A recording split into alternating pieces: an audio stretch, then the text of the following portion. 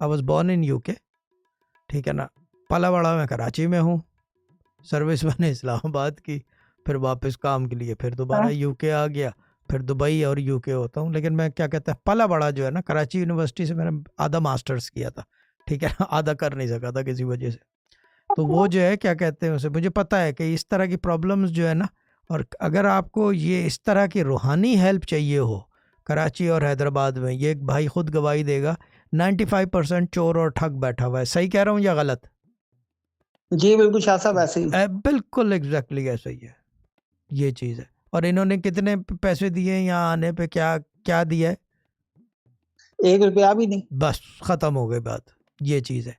अगर आपके पास पैसे नहीं है, you do not need to pay anyone, just follow the protocol जो हम बता रहे हैं, बार बार लायन बता रहा है, बार बार बैनर्स पोस्टर्स शेयर हो रहे हैं, वो फॉलो करो, आप इवेंचुअली यहाँ पे टेस्टिमोनी लेकर आ जाओगे। It could be anyone,